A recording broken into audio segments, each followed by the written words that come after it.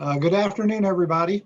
I'm Mike McQueen. I'm a partner at the Kemp Smith Law Firm, and I'm the current chair of the Board of Directors of the Hispanic Chamber of Commerce. And the Hispanic Chamber is pleased today to be able to co-sponsor this webinar with Ginger Kerrick with the Borderplex Alliance and with Texas Tech University Health Sciences Center. We got a couple We've got a couple of housekeeping matters I want to mention before we get started. If you have questions, please do them in the comment section on the Zoom, or if you're watching this via Facebook Live, use Facebook Messenger. We'll be cutting off the questions at 1:30 or 2:30, 1:30 Mountain Time, let's say it that way, in order to be able to have them processed so that we can give them to Ms. Kerrick before we conclude the webinar. And with that, I want to turn it over to John Barela to introduce Ginger. Well, thank you, Mike, for the introduction, and it's always a pleasure to partner with our friends at the El Paso Hispanic Chamber of Commerce, as well as those folks, great friends over at the Texas Tech University Health Sciences Center. It's an absolute pleasure to do this, and it's an absolute honor and privilege to introduce our special guest, a native El Pasoan, as you will learn, a tremendously fascinating and great El Pasoan, and we're just so proud to do that. So with that, I'd love to introduce Ginger Kerrick, who is the Deputy Director of the Johnson Space Center's Exploration, Integration, and Science Directorate, which enables the Artemis missions. And she does this by integrating across NASA's organizations, centers, and programs. As I mentioned before, Ginger was born and raised in El Paso, graduated from Texas Tech University with a bachelor's and master's degree in physics. And Mike, since we're both lawyers, I didn't get past fractions. That's one of the reasons I became a lawyer. Physics is tough. Yeah, but much less thinking or even dreaming about trying to do physics. So amazing intelligence from Ginger. Ginger began working at NASA as a summer intern in 1991 and began her first permanent assignment at the Johnson Space Center in May of 1994 as a materials research engineer. In 1995, she was reassigned to the Mission Operations Directorate as an instructor for the International Space Station's Environmental and Life Support System. Her responsibilities included training development, simulator development, and training conduct for both crew and flight controllers. In 1997, she was selected as the first Russian training integration instructor, which was established to integrate US and Russian training operations for all expedition crews, with a special focus on the Expedition 1 crew. Following the launch of the Expedition 1 crew, Ginger was selected as the first non-astronaut CAPCON, which is short for capsule communicator, and served 4 years in that role. In 2005, she was selected as flight director. This selection made her the first female Hispanic flight director in the history of NASA and probably the history of the world. And with the second half of the introduction, I'll turn it back over to Mike. And I'll move it along here. Let me just add to that in 2004, Ginger was named a Distinguished Alumnus by Texas Tech University, and she was inducted into the Texas Women's Hall of Fame in 2016 by Governor Abbott. In 2019, the governor appointed her to the Board of Regents of Texas Tech University, which she currently serves on. And then on a side note, on a personal note, she is an avid runner. She's completed numerous half and full marathons, and she also decorates cakes, and she supports my wife will love this, a number of Houston area dog rescues. So John, let me turn it over to you and start the webinar with Ginger. Well, thanks, Mike. And again, Ginger, we're thrilled to have you with us, so welcome. These questions are compiled from members of our organizations, and we thank you again for taking time out of your amazingly busy schedule. As you mentioned, you're an El Paso native, and you graduated second in your class at Hanks High School. Go Knights, right? I think it's Hanks Knights. Is that right? Yes. There you go. And, you know, you were named El Paso's Female Athlete of the Year. So Mike mentioned you do half marathons. So you get an amazing background, obviously very competitive, very bright. You know, you're the Renaissance woman, really. And so tell us how El Paso helped shape you, though, your background and how you made it to so high in the hierarchy of NASA. Oh, well, thank you. Thanks for having me today, by the way, and thanks to everyone for hosting this event. I always treasure every opportunity I have to come back and share my experiences with fellow El Pasoans. So I grew up near in the Lower Valley for a little bit. I went to Sageland Elementary. It was located near Bel Air High School. And then when I was 9 years old, we moved over to the east side. And that's, I had a couple more schools there, Vista Hills and Tierra del Sol and Desert View and Hanks. And throughout that whole process, there were teachers in each one of those schools that invested in me. I still talk to my fourth grade teacher, Mrs. Rhodes. You know, Dusty Rhodes is a pretty big name in this town. And it was his wife that took me aside in the fourth grade and realized I was not a troublemaker. I was bored. And so she gave me special projects to do. This was before they had honors classes. Miss Rivera, my sixth grade teacher, did the same thing. And my chemistry teacher in high school did the same thing. So El Paso teachers have always supported me and tried to develop me as an individual. And then the community itself, I was a 8-year-old little girl that wanted to play competitive basketball. And I couldn't find a place to do that. But my dad went to the Y and talked my way onto the little boys team. The local YMCA helped me, develop my basketball skills. And the science spectrum, oh my God, I loved the science spectrum. I was there all the time. And the Eastwood Optimist Club, when my high school didn't have softball, I got to play softball for them. So the community really has a very good support structure for both, academic development and, physical fitness. El Paso City Parks and Rec, Wayne Thornton is like my second dad. I was in all these basketball competitions with him. So I really owe El Paso quite a debt, and they really gave me an opportunity to develop the skill sets both athletically and academically that have helped me in my career. That's great. And, as John said earlier, you're recognized as the first female Hispanic NASA flight director. You've been recognized by countless organizations, and including the Women's Hall of Fame. But what would you say is the most rewarding part of your career? I think I've just entered into the most rewarding part of my career. A lot of my early career was me trying to make my own accomplishments, which is great and it's fun and it's nice to say that I did this and I did that. But the reward comes from developing future leaders. And when I started off as a flight director, I was able to develop, I had the best of the best in my flight control room, and I would watch these folks. They're 25 years old, 26 years old, being entrusted with $1 billion piece of hardware. And it was just shocking to me how great they were, how technically savvy they were, what great leaders they were. As I moved out of flight director into a direct line management function, now I get to actually mold these people and give them opportunities the same way that people have done for me my entire career. So my greatest, what I get the most out of is that right now. And now that I'm in a directorate management and senior executive service with the federal government, I have an even broader range of people that I can impact and affect. So I'm really looking forward to seeing what this new generation is capable of doing. Well, Ginger, do you feel that being a Latina has provided a competitive advantage, or has it provided certain hurdles for you to overcome? Well, that's a good question. A lot of people think that it is a hurdle, and I have never, ever encountered any resistance to the fact that I have a Hispanic background. I haven't found it to be beneficial, and I haven't found it to be detrimental.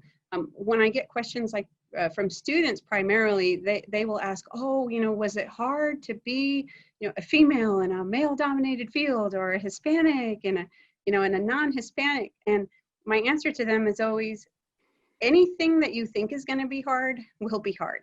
So if you assume that you won't have challenges because of X, Y, and Z, the secret is you won't. So no, I have not had any challenges in that area.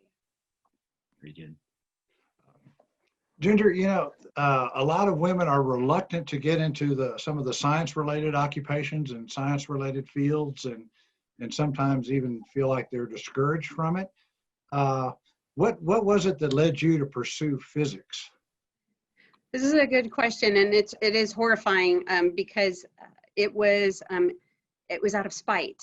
So in freshman year, I had a teacher that told me that when I showed up to my honors physical science class, told me that no girl should be in his honors physical science class. So he made that direct statement, and he made it his mission, as he told me, to get me to drop. Wow. So I was 13 at the time with a lot of attitude. So I said, bring it. And he said, you are not going to discourage me. There's nobody anywhere. I love science. And so I excelled. And I decided when I went to college, I didn't research everything like I should have. I probably should have picked mechanical engineering. But I picked physics because I wanted to be able to get a degree in physics and mail it to that man, which I did. And then at our 20th year reunion, he apologized. So don't, boys and girls, don't pick a major out of spite, although it did feel really good. So literally you picked it out of spite. It was a horrifying way to make a decision, yes. Well, Ginger, along those same lines, you had the people who said you couldn't do it. I'm sure you had throughout the course of your lifetime people who said, no, Ginger, you can do it. And those people, I'm sure, are mentors to you. Who were your mentors in your life, or are your mentors in life? And tell us a little bit about how they affected you. Oh, wow. So I've had a series of mentors, and most of the time it has been a male mentor. When I was 11 years old, my dad died. And so I didn't have that father figure growing up. So growing up, I would gravitate toward male mentors. So Wayne Thornton, I adopted him. He is my dad. I have a lot of dads. And he was great, and he helped me through my high school phase. And then when I got to college, I had another mentor, Dr. Walter Borst at Texas Tech, who helped me find scholarships and part-time jobs that would allow me to pay for my junior year at the university. And then, I get to NASA, and I had a series of mentors that have carried me from one step in my career to the next. And I always feel that you can't have too many mentors. This life is really too hard to navigate all on your own. And you got to seek people out for what you have to understand what you need.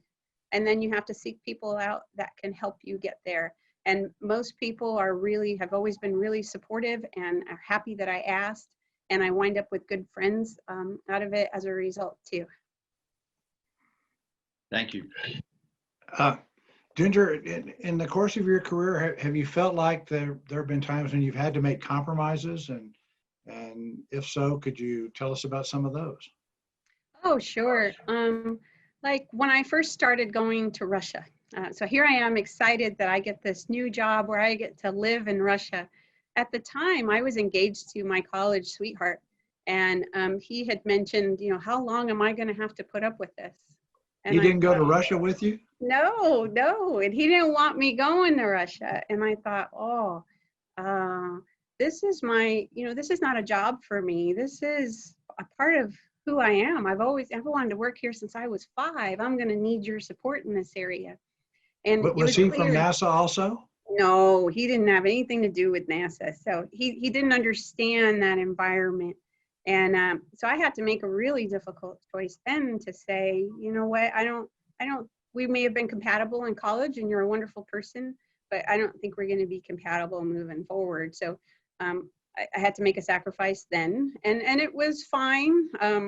I dated here and there as I could after that, but then it took me until I was 50 to find my soulmate, and I'm engaged again to somebody that used to work on the NASA SWAT team, and so he gets it. Oh, congratulations. How long were you in Russia? How long were you in Russia?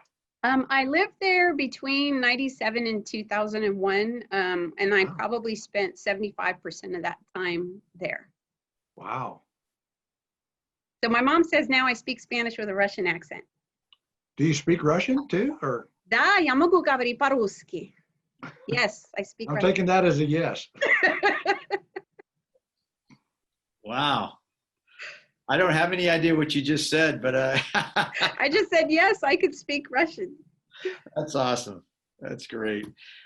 You know, in the earlier, I was honored and privileged to be part of this earlier conversation you had with Progress 321, and there was a question that dealt with leadership style and how you lead. You tell us a little bit about your leadership style and how you define a leader and what it takes to get others motivated under that leadership style. Sure. Yeah, I am a student of leadership, and I've had the benefit of watching a number of different leaders that provided me both examples and non-examples of how I wanted to lead. And my own personal philosophy is, if you don't demonstrate an ability to lead in your own life, no one is going to follow you when you're trying to lead them through theirs. So I have always tried to live a life that I can be proud of. I'm not saying I'm perfect, but leaders rarely are. And you learn from your mistakes, you admit your mistakes, and you move on, and you try not to fall into the same pitfalls twice. And so if you can demonstrate your ability to lead yourself, that's when you're equipped to lead others. And in leading others, you need to understand the needs and the desires of the people under your leadership. So I've given an example in this last briefing. I was asked by NASA to form a new division where I had to bring 160 employees that were working in very different areas and be one family unit under me. And I met individually with each of the 160 employees because it was important to me to understand what they bring to the table, what their needs were, as I formulated my leadership plan for this entire division. So I lead by example, get to know the people you are leading, and be willing to make sacrifices and be selfless in your leadership. Have you encountered resistance to your leadership being a female or being a Latina there at NASA? No, not being a female or Hispanic. In Russia, it was different. When I first went out there, all of the positions that I interfaced with were men. They weren't letting women lead in that area, but I asserted myself fairly quickly there with a couple of key negotiations that I won, and then I became what they called the silnaya zhenshina, which is the strong woman. So that was the only time I'd experienced resistance to my leadership. You know, we've all been living with COVID-19 this year. How has COVID-19 impacted NASA? Oh my gosh, yeah. So we got sent home the second week of March, and we have not been back. And in the meantime, I want to point out you've got the moon behind you, but you're actually in El Paso today. Yeah, see, there's Earth. Yeah. Figure if a NASA person is going to come talk to you, I at least talk to you from the moon. So we have not been back at work, but in the meantime, you know, we have a crew. We've had a crew continuously on board the International Space Station for the last 20 years. And we needed to launch a vehicle. We needed to land a vehicle. We needed to launch supply ships. We're in the process of building a vehicle that the president would like us to use to go back to the moon in 2024. So we had a lot of work still ongoing. But the majority of our workforce has been teleworking. And I'll tell you what, it's been educational. We have found new ways of doing business that will save us travel costs in the future. Maybe I don't have to go to headquarters to have this negotiation. Maybe I could just have it on Teams. I needed to send crew members to Russia and I couldn't And so our Russian counterparts had to train them with a camera over their shoulder, walking into the module and, asking the astronauts, if you were here, what button would you press? We had to train our crews with SpaceX. And so we got them secured on a private G5 plane, and SpaceX had special vehicles that were specially cleaned and a place for the astronauts to stay so that we could make sure we kept all of our crews and our employees safe. So it's been a whirlwind. But when we get on the other side of this, there are going to be tangible lessons learned that we can apply to our new normal, and that will be cost saving and perhaps more efficient for our employees. Can you give us some idea of what some of those might be? Well, like for example, I used to have to send a crew that was going to be flying up on the SpaceX vehicle over to Russia for 5 weeks for training. And so now I may only have to send them over there for 1 week for emergency training, because we figured out how to do the training for the other 4 weeks.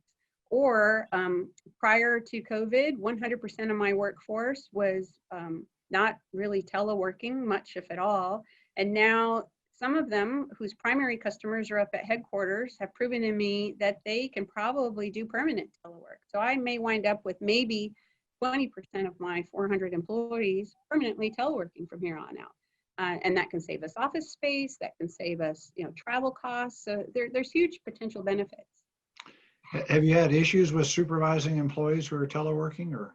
No, and I think it has to do with the type of people that we hire at NASA.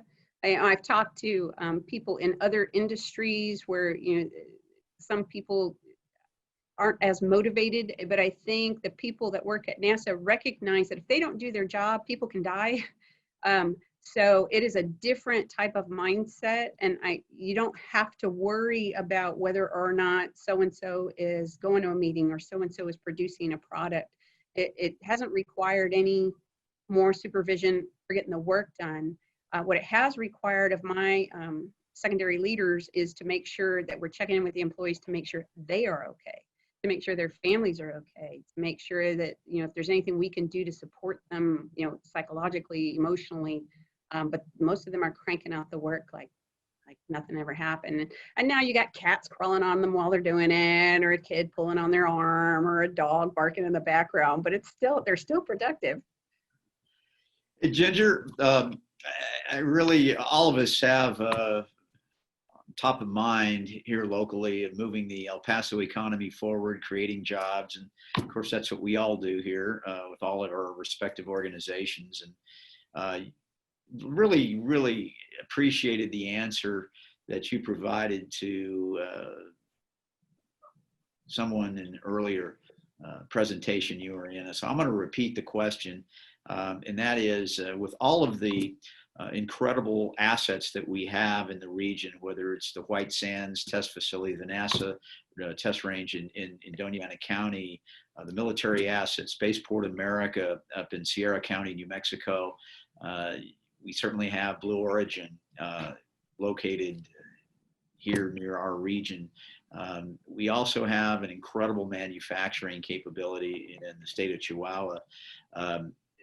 The question is, how can El Paso, how can the Borderplex region play in what I think will ultimately be a large creation of aerospace, defense, aviation related jobs? How do we play in that? So that's an excellent question. So historically, NASA and all of NASA's activities have been run out of the government, and we would hire a contractor to do specific functions. That has been changing over the last several years considerably, where NASA is trying to facilitate a new commercial industry with human spaceflight, whether it be in low Earth orbit or opportunities to deliver packages to the moon, or to build a human lander that's going to take our astronauts to the surface of the moon. All of these activities right now that I just mentioned are now being developed by commercial companies. And we're trying to create a profit-making industry in low Earth orbit and in orbit around the moon and on the surface of the moon. So now more than ever is an opportunity for industries in the El Paso region to get involved. I just hired a partnerships person out of industry because NASA is seeking to establish new commercial partnerships. So he is actively out there trying to determine, what the interest is. Can we find an avenue that meets NASA's goals, but is actually profitable for a new industry out there? So I would recommend that companies in El Paso get familiar with NASA's goals, get familiar with the new companies that are involved. Contact our partnerships office, that's under my area now. Contact our technology development office. Oh, that's in my area now. So there's quite a few opportunities. We have a university collaboration effort that is now ongoing, where we're working with UTEP is one of the schools that we are working with to try to solve some of our technology problems. What I call them technology gaps that won't permit us to go to Mars right now, problems that we need to solve. So there's plenty of work out there. It's just a matter of educating the community about what opportunities are available. So you wouldn't mind going offline with us in our organization to make communication. We'll do it. All right. I tell you, it's perfect timing. Lots going on. Perfect person to have talking about these wonderful opportunities that we have, especially in that area. Yes. Just as an aside, Ginger, we had the the Consul General from the United Kingdom in town. Wasn't in town. We were meeting virtually. And he was absolutely fascinated by the assets that exist in our region for defense, aviation, aerospace. And as you know, the U.S.-UK is engaging right now in the trade negotiations, and we're hopeful and optimistic that'll be concluded sometime next year. And he thought that was the lowest hanging fruit was for foreign direct investment from the UK. It wasn't the aviation, defense, and aerospace industries, but he was blown away. He had no clue, and or very little clue. And he's based out of Houston, so it was a real honor and privilege to introduce him to mainly political leadership and the presidents of UTEP and Chancellor at NMSU, just as an aside. So we're working it, do the best we can.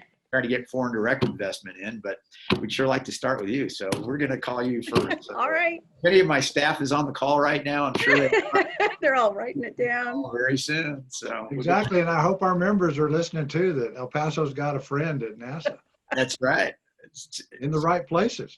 Yes. And with their heart here too. So it's good. That's good. Ginger, before we get to the questions that have been sent in, is there like one piece of advice or message that you would like to leave our audience with today? Oh no, nothing pops into mind immediately. I do want to see what the questions are, and then maybe after I see where the interest is, I will have a bit of advice after that. Okay, well, let's start with the first one then, and that is, do you have any plans to start any programs for young girls that are wanting to join or pursue STEM careers? Oh, that's an interesting question. So I do not personally have any plans. What I do is I support a lot of different organizations where that is their goal. I give talks all the time. I don't do well with elementary school kids. There's something in my brain that doesn't relate. And so I usually stick with high school and college age students. But I get, I probably give about 20 talks a year. And a lot of those are geared toward promoting female interest in STEM. So if you have something in mind, all you have to do is contact the Speakers Bureau, the JSC, Johnson Space Center Speakers Bureau. You can Google it and request me as a speaker, and I'd be happy to do that. But I wasn't going to start anything on my own initiative. Are there any particular organizations maybe that you'd like to give a shout out to or recommend for our viewers here? Most of the ones that I'm familiar with are individual associated with universities. So for example, I'm partnered with, I forget the acronym, but Rice University has a space exploration, it's called SEDS, and that is a nationwide thing, and universities get tied to it, but it's space students interested in space exploration, and there is a new wing of that is specifically for women. So I am on the board of advisors for that group. There is also the Laura G. Bush. I give a talk to them out of Amarillo. and they're focused on STEM. And then there's the Tarkington School in Lubbock. And then we have one that I've done here, and I can't remember, it's on the west side. It's a STEM school, and I think it's for young women, but I can't remember the name of it right now. So there isn't like one institution. I find that each high school and each university that I work with has their own unique ones. We have another question from one of our guests. This is kind of a fun question. Catherine Smith asks, Ginger, you're such an inspiration. What do you miss most about El Paso? Well, this morning, being able to wake up and it's 50 degrees and I could go for a run. I hate Houston humidity. Oh my God. So that was a joy. But I miss, oh wow, the mountain. I miss the mountain. I miss Trans Mountain Road. I used to like to run up there. We used to chase my grandfather across there. He would run away from one of my aunt's house and then run across the mountain to the other aunt's house. So we used to go to Trans Mountain all the time to look for my grandfather. So Wow. it's odd that I miss that. I miss Price's Creamery's ice cream in my grocery store.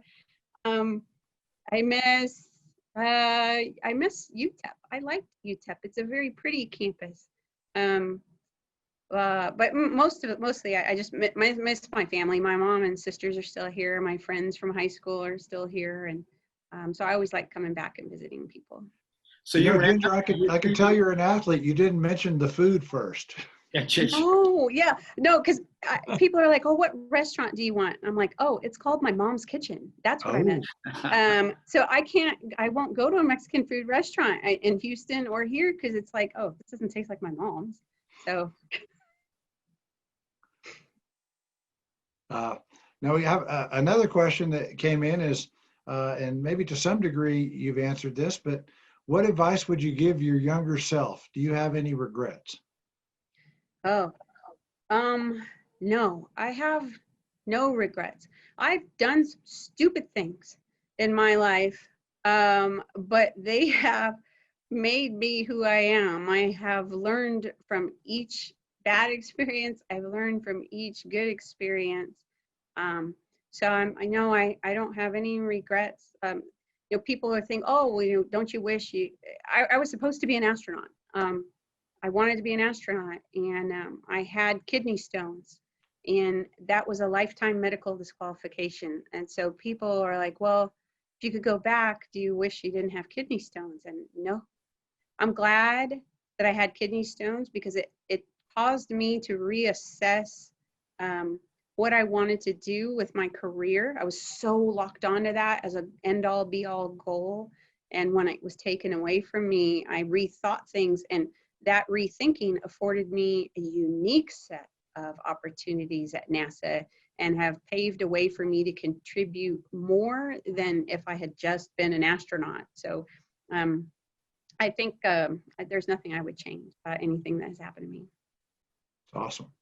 This is a great question, one that I think many parents can relate to. One of our guests asks, my daughter wants to be a physicist, and I'm not sure how to guide her or support her dreams. Person mentions that they did not attend college. And in your opinion, Ginger, how can you best prepare that person's daughter for the future? Oh, wow. So, I mean, it's very similar. I mean, you know, my mom didn't attend college, and here I am going, hey, I want to study physics. And, you know, my dad was a dairy farmer. And so it's not, they weren't well equipped to deal with that either. So I would just encourage you to find opportunities for her to talk to people who have studied physics, to talk to people who work out in industry that had a degree in physics. She may be locked into that and realize as she's talking to people, oh, maybe it's not physics I'm interested in. Maybe it's mechanical engineering. Maybe it's aerospace engineering. But when you are that young and you just kind of lock in, you don't do it with a lot of educated background behind it. You just pick something. So find people that are out there that are working in that area, that are studying those subjects that your daughter can talk to.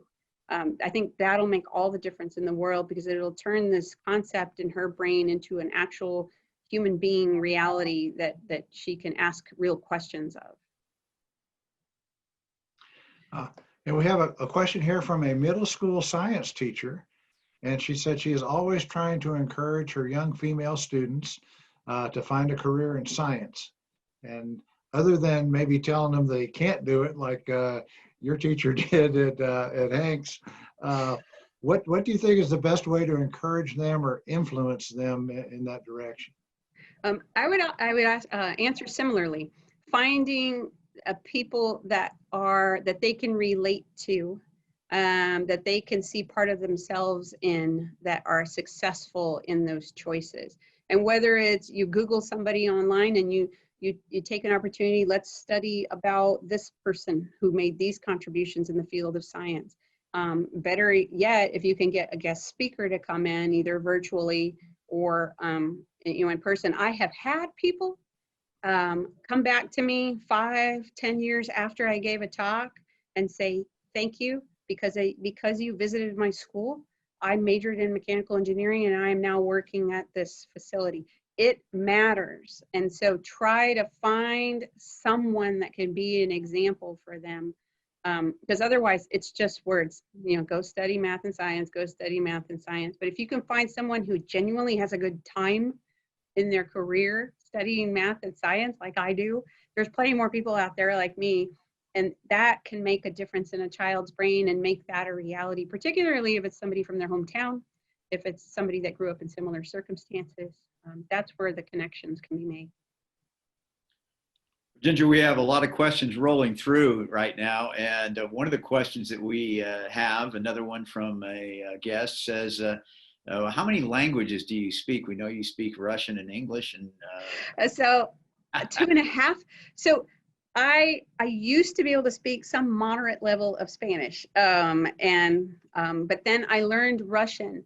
And now if someone is speaking to me in Spanish, I think in Russian. And I have to translate from Russian to English, and then from English to Spanish before I can actually say something. And by then they've moved on with their lives, minutes have passed. So yeah, 2.5. I'm not that girl. Some people can process multiple languages. I'm not her. Well, here's an interesting. I've even mastered one, so I mean, to have 2.5 is pretty amazing. So, Mike, Here's an interesting question. Do you plan on making a business out of decorating cakes, or is it more of a hobby? Okay, so yes, when I retire, I might use that to make money. But what I do now, it's kind of an unofficial business. So somebody orders a cake. I will say, all right, how much do you think you should pay for this cake? And they'll say, $100, whatever. I say, great, you need to write a check to this dog rescue, and then I'll give you the cake. And so I use it, and the dog rescue I work with is a 501c3, so their cake is a tax write-off. So I kind of use it as a way for me as a creative outlet for me and to make somebody happy. But I'm like that Sarah McLachlan commercial, here's a picture of the dog that you saved. So it's double bonus right now. But maybe when I retire, if I need to make a living, I could use it for that. But I like the way I use it right now because it makes me feel good that I can save dogs and make people happy. And do you advertise it all, or how do people find out that you make cakes? Yeah, because mainly it's people at work that ask, and I'm pretty busy with regular job and then the border regions and this rice thing and a couple of other things I'm involved with. So I don't want to do too many. But I've made wedding cakes. I made this one guy's wedding cake and he donated $2,000 to the dog rescue because it was a 5-tier stack construction. And then he wanted a 3-dimensional dog whose head swiveled. And so there's. Wow. And I'm a physicist. So I was like, your drunkest uncle could bump into this table and it's going to stay standing because I've done the math for the cake. So. Well, that's great. Well, we live in this COVID world now, and we have another question.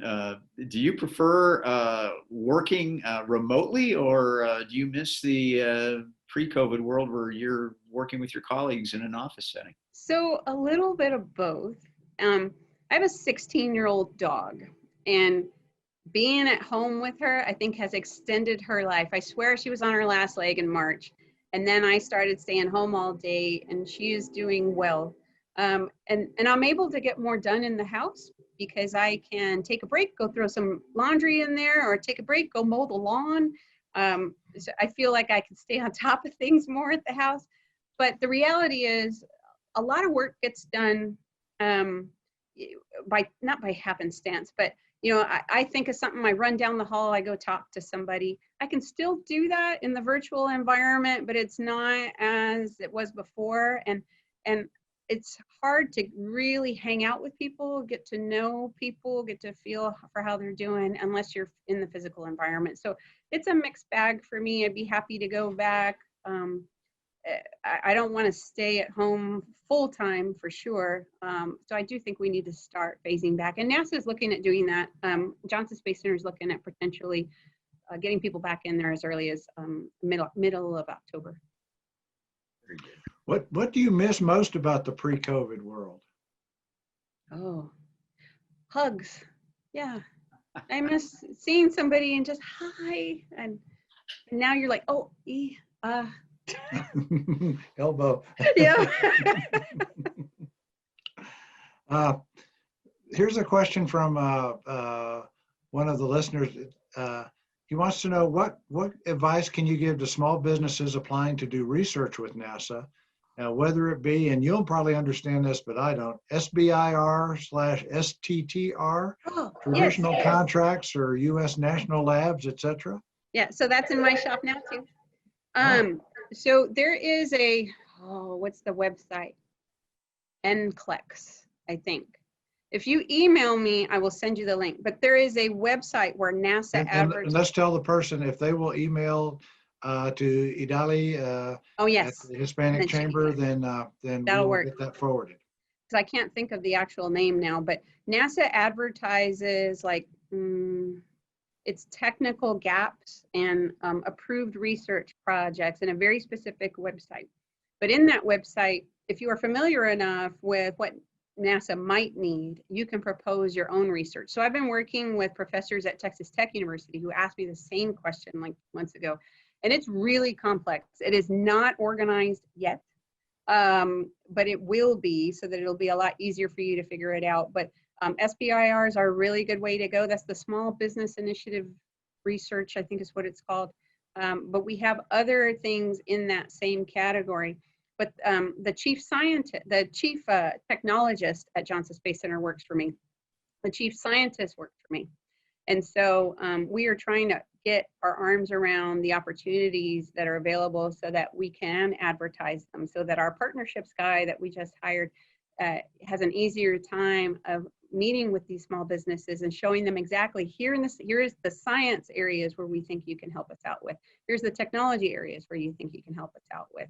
So it's a great question. We're not quite organized as we would like to be, but I'd be happy to provide you all of the links that are currently available now. And then 6 months from now, a year from now, we'll be a lot more organized with our approach.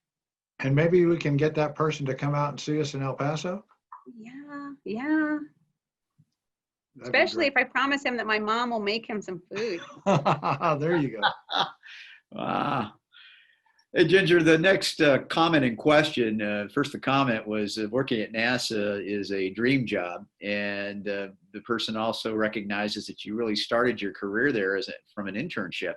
But the person wants a little more in-depth knowledge of the potential recruitment process. What was the actual procedure and process like to get hired there? And how did you get drawn to it? Oh, so it was different when I applied than it is now. So back when I applied, they had a co-op program. And that co-op program, you needed a certain GPA, and you, if you got in, and you had to be in a particular, study in a particular field that matched NASA's needs. If you got in, then it was this cooperative agreement that you had with NASA where you would go to school for a semester, you go work at NASA for a semester, you go back to school, you work at NASA, and at the end, you're pretty much guaranteed a job. But because I tanked so hard my first semester away from home, and my GPA went, I didn't have a good enough GPA to get into that, but I had a good enough GPA to do this summer internship, which was a one-shot deal you get to work at NASA for a summer. When you're done, have a nice life. NASA doesn't owe you anything kind of deal. And so when I got into that summer internship, I was aware that I needed to get into this co-op program, and I thought I was fully capable, even though I didn't meet the GPA requirement. So I talked to my boss and I said, hey, my goal at the end of my summer is to get converted so I can get an opportunity of a potential job. I said, do you know how to do that? And he said, no. All right, well, I'll figure it out on my own. And what I wound up doing is I would do my work for him. And then I asked if I could volunteer to work in 2 other areas at NASA to help my friends with their project, thinking that, all right, if I work over here in this area, I'm going to meet their manager. He can write me a letter of recommendation along with my boss. And so when I roll in, I've got 3 different bosses saying, yay, Barela, Ginger's awesome. You should hire her. So that's what happened. So I went in at the end of the summer and I said, hey, I would like to be converted. You know, I've done a great job. And he says so. And these other 2 people say so. And sure enough, they converted me and I was afforded an opportunity to get a permanent position. The way it works now, we have a Pathways internship program that is very similar to that old co-op program. We also have a USRA intern program that is separate from that. And then each contractor that we work with has their own internship program. Are these for students or? Students. Okay. Yes. So what I tell students, you apply for them all. You try to get in, you get your foot in the door any old way. That's all that you need is a foot in the door. And if you are good, you'll be able to prove yourself and you'll be able to create opportunities for yourself. So I always, so there's plenty of opportunities. You can, if you Google Pathways interns, you'll find that. And I think on that site, there's actually a link to some of the other internship opportunities that are there. But the majority of our new hires come from the fresh out interns. Great. Now we have a question here that I think I asked you the other day. It said, I read online that you won the El Paso Athlete of the Year. What sport did you play? Oh, so my primary sports were basketball and volleyball. I played softball, but Hinks didn't offer it. And so just to prove a point, I tried out for the boys baseball team and I made the junior varsity team as a second baseman. But I didn't stay and play the season. I was just doing that to prove a point. It was actually in conflict with some of my off-season basketball stuff. So, yeah, so I played those 2 sports and then I played softball with the Eastwood Optimist Club. But my claim to fame, I think, was really basketball. I used to just sit out and launch 3-pointers. Ginger, you know the area very, very well, clearly. Have you had a chance, I know you've been very, very busy, but have you had a chance to visit the UTEP facility in Fabens? Another question. No, I didn't even know there was. And my dad was from Fabens. I didn't know there was one Really? there. Yeah. Is that where he had his dairy? Yeah, well, yes, that's where he grew up. So they moved from Owensboro, Kentucky, I gotta say it the right way, and then to Fabens, and he grew up there, and he had cows and.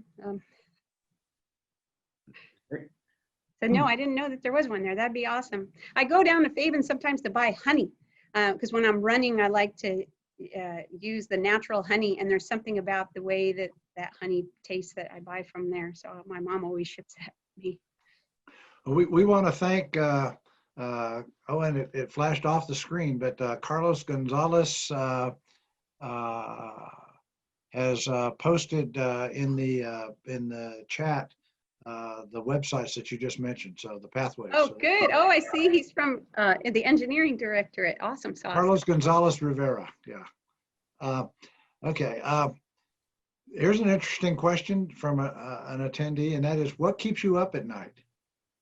Oh, so in my former job, not the job I currently have, but I was responsible for the astronauts on board the space station.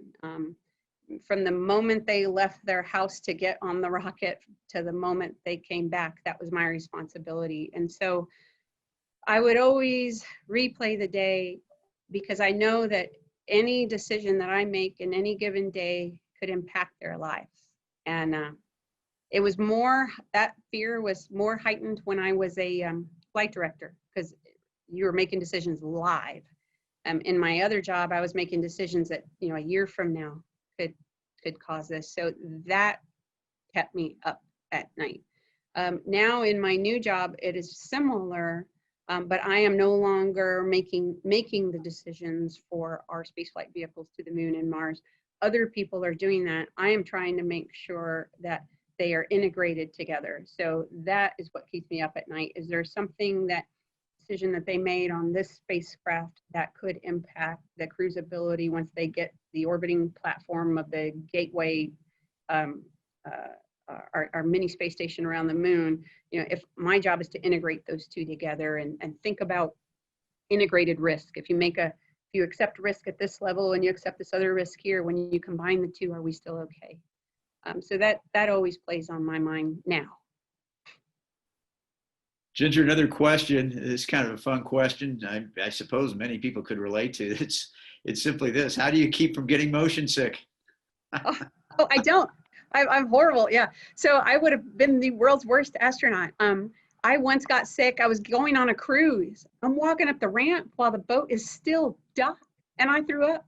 I'm like, I'm not that girl. I wear the ear things, the wrist things. I don't get on boats. I don't do it.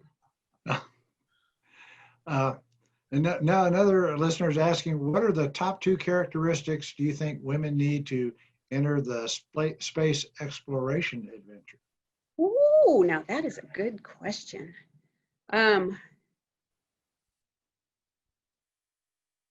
This would probably apply to men too. Self-awareness. It's underestimated because it's a soft, touchy-feely thing that people can't get their arms around. It's associated with emotional intelligence, but being aware of your weaknesses, your strengths, how you communicate, how you deal with others, being able to read people, that will carry you through any industry. But I find that they don't teach that in the university, and that would be one thing that you would need to learn. And then the ability to adjust your leadership style for people and situations. So, I have my natural approach that sometimes will come out, but if I am dealing with a serious subject or a senior leader, I will turn into somebody else to sell my point. So you have to be it's not saying not be who you are, it's knowing exactly who you are because you are self-aware, but it's being able to change to accommodate the environment you're in to achieve what you want to achieve. Mike, I think we have time for and Ginger, we have time for maybe 1-2 more questions. The next question that we have here is, are there any specific work or partnerships for introducing Hispanic students to STEM careers that you're aware of? You've kind of gotten into a little bit of this, but anything specifically you could recommend, Ginger? No, I'm not sure. But we have a Hispanic employee resource group at work that is dedicated to that cause in and of itself. And so I am sure that community, that team has resources that they rely on, or contacts that they rely on to do that explicitly. The only other thing I can think of is that NASA has a initiative with minority serving institutions in general, to try to encourage more diversity in the workforce. So those are the only 2 that I'm aware of, but groups that exist to look into that, but I don't have any personal knowledge of explicit things to tell you to go off and investigate. Ginger, here's a great question that Mary Aldis has asked, and that is, what's next for you in your career? What is the next thing you'd like to conquer? So the good thing is I have no idea. So I was a CAPCOM, the capsule communicator that gets to talk to the crew and mission control. By doing that, I got to see what the flight director does, and I'm like, oh, I want to be a flight director. So I did that. Being a flight director exposed me to upper management. So then they asked me to join management team, and I've had a series of successive, management roles. Now I'm at one of the highest levels, which is deputy director. Next would be the director of one of NASA's Johnson Space Center's directorates, or head of Johnson Space Center. I don't have an agenda. What I do have is a desire to continue to make a difference and help push NASA's agenda forward. And so if that means I stay in my deputy role until I retire, great. If it means that somebody needs me to go and lead a directorate or lead a center, great, I'll go do that. But I don't need to do anything to fulfill myself. I am fulfilled by watching NASA achieve its mission and watching and being able to develop NASA's future leaders. So who knows? But whatever it is, it's going to be cool, because that has been the experience with every new job I get. I'm like, oh no, this is the coolest job ever. Oh no, now this is the, so whatever it is, it's going to be awesome. That's great. Well, Mike, I really appreciated the opportunity to co-moderate this with you, and Ginger, just a true privilege to be able to talk with you today and to discuss all these wonderful things and advice and guidance. The wealth of knowledge that you have is much appreciated, not only by me, of course, but by all of the many people that have been on this video conference. So thank you so much, Ginger, for all you give to not only our community, but also to our country. We're very proud of you. And to all of our partners and those on this video conference, thank you for joining us. A special thank you on behalf of the Borderplex Alliance to our partners again at the El Paso Hispanic Chamber of Commerce, great partnership that we have, and of course the Texas Tech University Health Sciences Center, a great institution, and we're so thrilled to be able to have co-hosted this wonderful event. Again, thank you all. Thank you, Ginger, and may you all be safe, may you all be healthy, and once again, thanks so much.